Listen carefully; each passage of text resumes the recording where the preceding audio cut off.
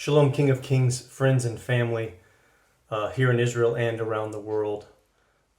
Pastor Chad here. I thought I might just give you another update about what's happening as we're concluding our second week of the Simchat Torah war.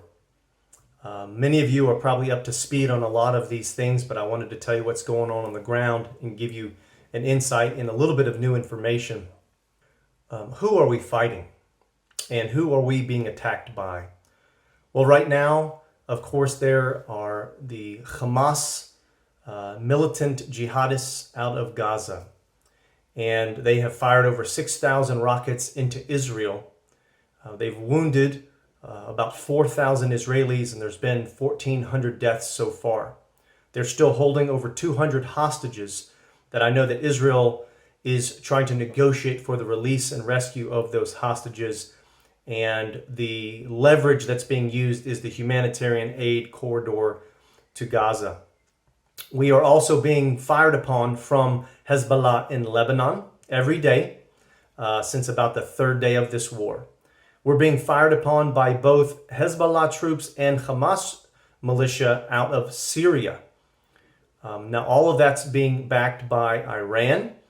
And this morning, we were fired upon from Yemen. The United States military that was sent to us in the Mediterranean actually is the army that intercepted those rockets fired from Yemen. So now we have a fourth player in the mix here. We have not seen any rocket fire from Hamas in the West Bank yet, but there have been uprisings, so we need to be in prayer that that stays calm. We have heard reports, various reports, that somewhere between 60,000 and 100,000 Iranian troops have now moved into Syria. So this is very serious for us. We also heard a report that 10,000 Iraqi troops have moved to the Jordanian border, ready to be used if Jordan decides to get involved.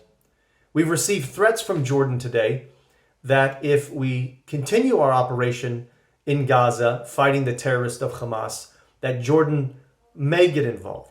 It was a threat, but nothing has happened so far. We're being attacked from all sides.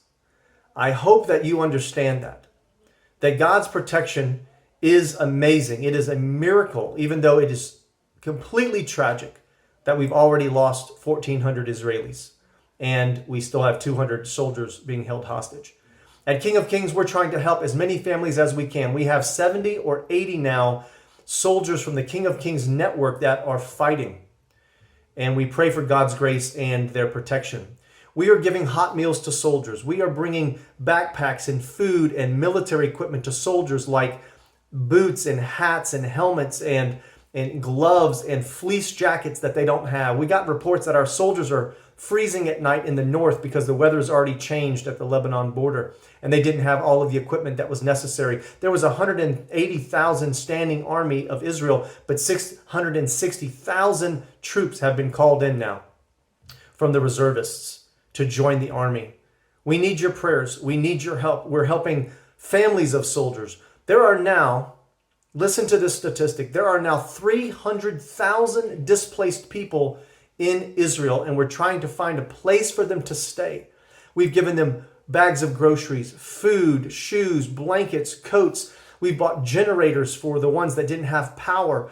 We're continuing to supply the evacuees and those whose apartments were destroyed by the rockets. Would you please continue to help us? Thank you for the faithful. You've been so faithful to walk with us and pray with us in these times. We're having, every few days, we have another collective prayer time. We invite you to join those prayer times. We'll put some information out on how to link into that. But thank you for your prayers, your support, your love gifts. You can give to the Israel War Relief Fund through King of Kings at www.kkm.network. Thank you for standing with us. We don't know how long this war is going to go on, but what we do know is that we cannot be successful without your help. Thank you so much.